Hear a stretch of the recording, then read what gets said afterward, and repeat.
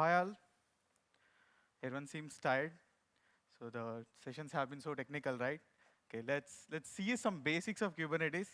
The slides may seem familiar to all of you, or else maybe sometimes boring. But this basic session will definitely, let's us embrace the beauty of Kubernetes and what happens inside. It's actually about the components of the Kubernetes, but not what exactly component does. It's about like tracing the API request right from the terminal or from the client to the server, and at the end, pod creation. Let's look at that. I'm Manoj Kumar, a DevOps engineer. I love AWS, Kubernetes, open source. I'm really delighted to see all of you here, and I'm really having fun. The sessions have been really great. Uh, this is my topic. Today, let's trace the fascinating journey from a client's API request to the pod creation. Recently, I was preparing for CK exam, and I was creating a lot of deployments, roles, PVCs, all this was stuff. And whenever I run this command, I used to get containers starting up.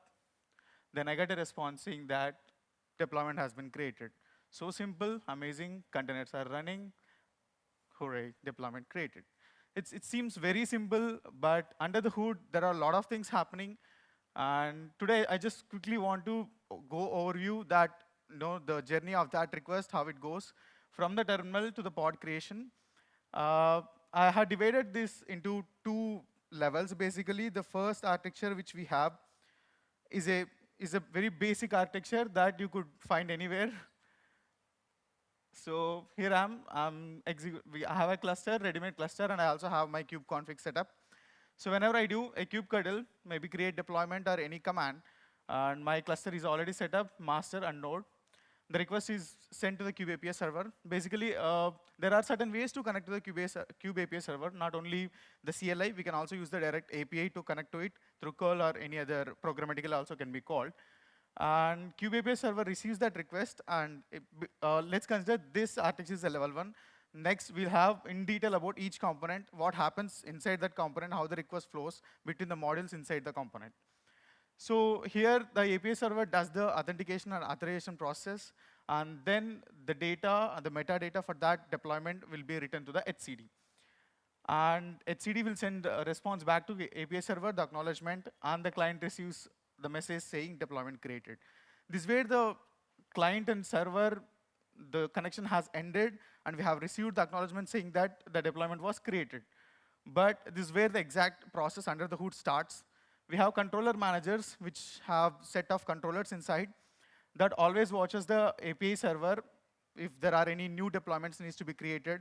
Basically, HCD will have all that data, and control managers will look for the changes. And based on that, it will create the necessary deployment or replica sets or replicas. That data will also be sent to the HCD. Once the data is written into HCD, the status of the pods will be in the pending because the controller managers or the controller's job is to just create the necessary objects, but not the pods. The pods hasn't created yet. The scheduler job, whenever it detects a pod is in a pending state, the scheduler kicks in, and it watches and decides that node to place the corresponding pod. Simple, and then the pod has been scheduled to a node, then it triggers or it gives the information to the kubelet, and which is present inside the worker node, that generates the pods. Nice, simple. But no, there are a lot of things happening inside that. Let's embrace that. Now I'm the client. I'm initiating a request that is being sent to the Kube API server. Let's keep Kubernetes aside for a moment. For any client or server communication, before the connection established, we know a TLS handshake happen if it's a secure communication. So if in the similar case, we also have TLS handshake here. The client sends a sync request to the server, and the server sends the acknowledgement for the same. And client also need to send acknowledgement back. This is called like three-way handshake. That's where the connection is established. So initially, we are establishing the connection. Then client, again, he sends a hello message. This hello message will have certain cryptographic algorithms, compression methods, and session IDs, all that information will be sent to the server. After receiving those information, server will choose one of the best algorithm or the compression methods that mutually can be supported. After choosing the algorithms and methods, it will send back the server hello message with the chosen methods along with the TLS certificate of the server. If you have observed the kube config, every time inside the kube config, we have a CA certificate. Along with that, if it's a authentication based on X509, then we have the client key and the certificate. If it's a bearer token, we just have the CA certificate and the bearer token. So let's, to keep it simple, let's consider it as a bearer token authentication. So client has the CA certificate, and server has sent its own TLS certificate to us. The TLS certificate of the server was signed using the private key of the CA, which is present inside the Kubernetes cluster. So by using that, the identity of the server will be verified by the client using the public key which he has received initially. So now client has the CA certificate. He also received the server certificate.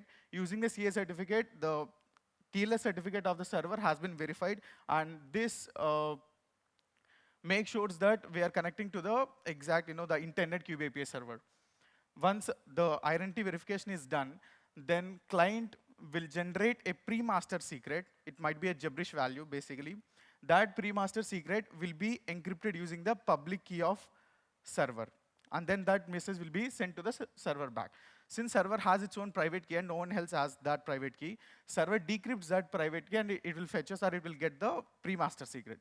At this point, both parties have the pre-master secret key with them.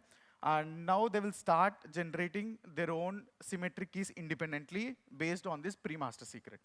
The pre-master secret is same, and between in the initial part, they were agreed upon the similar methods and algorithms. So using that and the key function definitions, it will start generating the symmetric keys. And at this point, now both ends have the symmetric keys generated.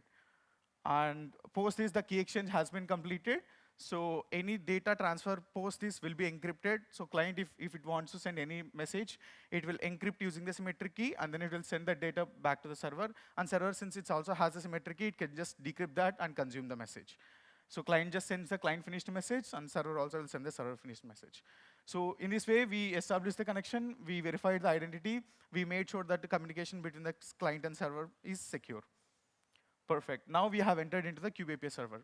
Inside the Kube API server, we have three modules, the predominant modules basically: the authentication, authorization, admission controllers. Perfect. So as I mentioned earlier, there are multiple authentication methods supported by Kubernetes: X509, bearer token, static token, or static passwords, OIDC, and many more.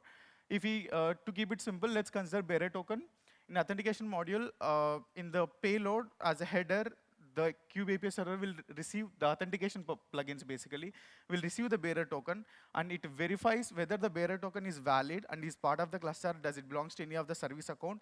And based on that information, the series of authentication plugins will validate that, and if it finds that that is a valid, then the authentication is done, and then the bearer token is decoded, and that decoded data is parsed and sent to the authorization. If we decode a bearer token, this is how it looks. Basically, it gives all the necessary data: who is the issuer, what's the name of the service account, and which namespace does it belongs. Using all this information, it's very easy to for the Kube API server to decide whether the bearer token has enough privileges to perform the activity which was requested by the client. So perfect. Now we have crossed the authentication, authorization. Now next comes the interesting part: admission controllers.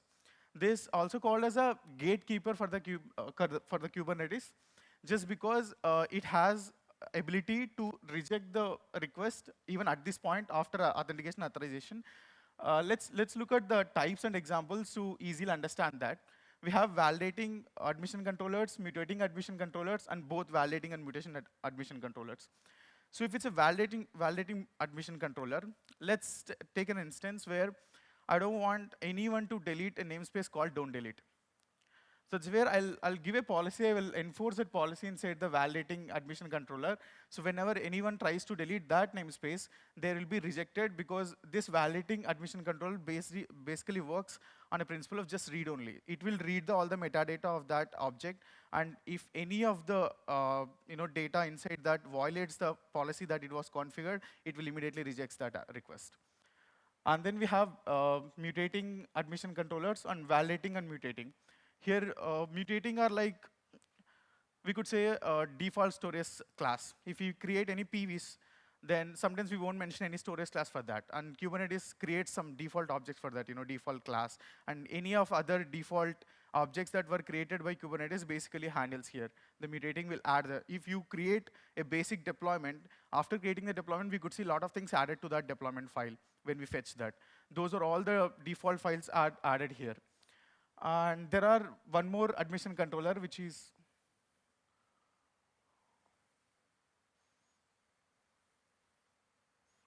sorry for that. There is one more admission control, which is validating and mutating. Here, for example, let's take limit ranger. I have given a limit to a namespace that CPU resources or memory resources can't get more than one threshold.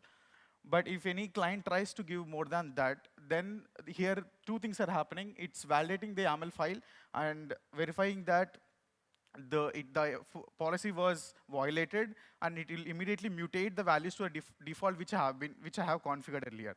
So now what we are achieving here is we are reading that file, we are validating it, and then we are mutating to the values which are safe to deploy.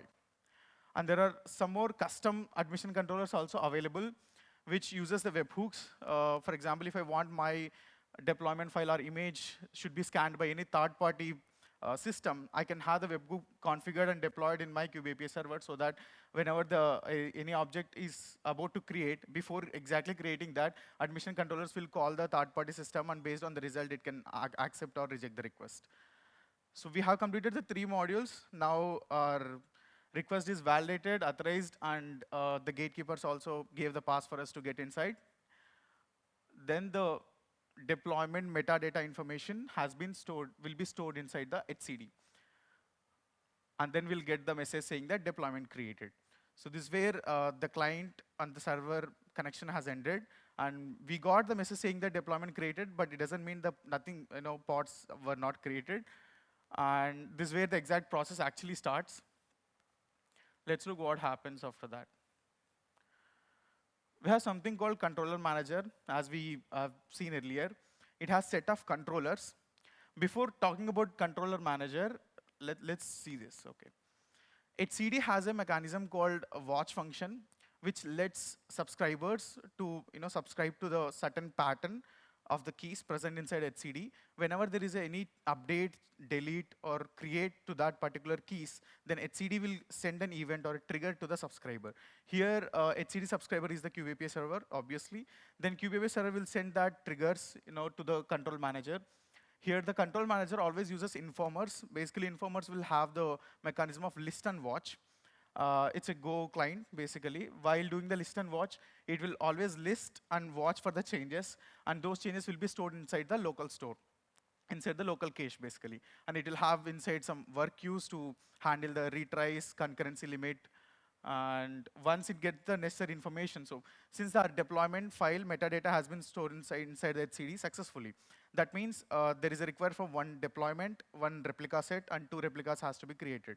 So here the deployment controller, replica controller will kick in, and their job is to compare, or else you can say the reconciliation between the current state and the desired state. The desired state is the 1 deployment must be there, and 1 replica set must be there, and 2 pods. So based on that, it will it will send that to the worker queue, and just to handle that concurrency stuff. And then we have workers. These workers will write that data back, or else send that data back to API server, finally to the etcd server. So basically, nothing has created yet. We got the deployment and replica set data also stored inside the etcd. And one thing to notice here, data has been stored, but the status of pods will be pending inside the etcd. Once, scheduler also uses a similar mechanism of, I'll show you, of watch informers, where it also maintains its own local cache and queues and also the scheduler queue. So whenever there is a pending, excuse me, pending pod that has been, data is available inside HCD, based on the same event triggers, it will get that event, and the scheduler also gets that necessary information or the metadata of that particular deployment. And then that will be sent to the queue. And queue is just to handle whenever there is a rate limit or a lot of requests has come in. And the second phase is the filtering phase. Here the scheduler, basically it eliminates the nodes which are not suitable at all to place that pod. That can be because of resource utilization, that can be because of node affinity, or can be anything, but basically those nodes are not at all suitable. So at the end of filtering, basically we'll have a set of nodes which are capable of having that pod, but since we haven't chosen any best pod out there. So at the third phase, we have scoring based on the priorities. Like it will look for a node which has very least utilization, or else it has to, the scheduler has to make sure that the utilization across the cluster must be uniform. And taints, tolerance, and the anti-affinity, based on all this, each node will be given a numerical value, a score. All these priorities will add up to the score, and based on the score, and then out of which nodes, which has the highest value of score, will be selected, and the pod will be binded. When we say pod is binded, the data is again stored inside the HCD cluster, HCD database. Fine, so now the HCD will have one deployment, one replica set, and pods also scheduled to a particular node. Nothing has gone to the node yet. Let's see the final part, which is worker node. Cool. So inside the worker node, we know we have kubelet, which is a binary that presents inside every worker node, kubelet. So this kubelet always watches for the new pods that it has to be scheduled. For example, let's consider this is a node 1. So kubelet present inside the node 1 always asks the Kube-API server to check inside the HCD whether any pod assigned to node 1 or not. So the kubelet will receive all the specifications related to that pod that needs to be scheduled, and that will invoke the Containerd, which is the CRI, the container runtime interface. So here, let's consider Containerd as the CRI.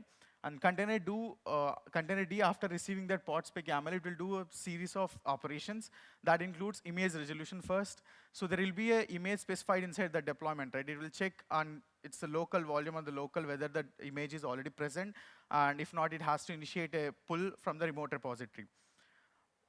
After pulling it, the integrity of the image will be maintained using the checksums. And then we have the Containerd snapshotter. We all know that images works based on the layers. Every changes that we make, it will be like persisted as a layer. But at the end of the day, when we spin up a pod or container, we have to mount this as a read-only root volume to the container, right? So that's when the Containerd uses the snapshotter to take a snapshot of the image layers and have it as a snapshot that it will just create a snapshot here, but during the runc operations, that's when the volume gets mounted. At this phase, it has got the snapshot, and post the creation of snapshot, it will immediately start generating a OCI runtime specifications. We could simply say that how we write the deployment YAML file. Similarly, Containerd generates OCI runtime specification for the lower runtime, which is runc. It understands, it will be in the JSON format. We can quickly look at that. It will have the commands to run, the entry point, Cgroups, and the CPU utilization, the CPU request and the memory request, along with the environment variables and the volume mounts. All this information will be generated in this particular OCI runtime specification file that will be sent to the lower runtime, which is runc.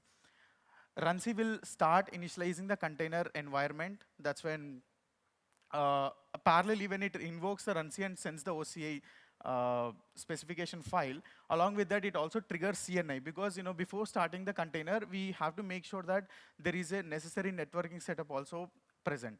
So while runc starts creating the namespaces and Cgroup, so Cgroup, we know that it's Linux. Cgroup is used to limit the CPU and the memory for a set of process which runs inside that group. And we have the namespaces to achieve the isolation abstraction, where the users and the PIDs, everything will be abstracted and totally different from the other process. So we have runc, we have Cgroup, all these created, and before starting the container, CNI kicks in and it creates a network interface, the necessary, and it also, since it handles the IPAM, so it will assign the IP address to the container. It also configure the necessary routes to it. So after considering all this, we have got our file system ready, we have got our networking ready, we got Cgroups, we got the namespaces ready. That's when the runc uses the entry point command which you have given, or the script. Based on that, it will kickstart the container, it will start executing the process inside that. And that's when we could technically say that deployment created. If you look at it as a whole, this is what happens. I know I have missed 3 parts basically in this. One is Kube-Proxy, CSI. Other thing was, yeah, I have, and then the CoreDNS. Because I did not involve in creating services or volume mounts, so those definitely deserves another session. So this is what happens, maybe in a high level or in a detailed level, whenever we create a deployment, and that's from our CLI, maybe terminal or API to the creation of pod. And even while the creation of containers, always the Kube API server is tracked, and then the status of the containers will be sent back to the API server. That will be again returned to the HCD, just to make sure that whenever client tries to see the status of the pods, that should be we should be updated all the time, right? So during this management of containers, they always be in a sync, and the acknowledgement will be sent all the time. That's it, guys. If you have any questions, we can take that, or else you can connect me. I'm Manoj Kumar. That's my LinkedIn ID, GitHub, my mail address, and Twitter. I'll be here around. If anyone want to have a conversation, I'm always up for conversations. Anything to discuss or?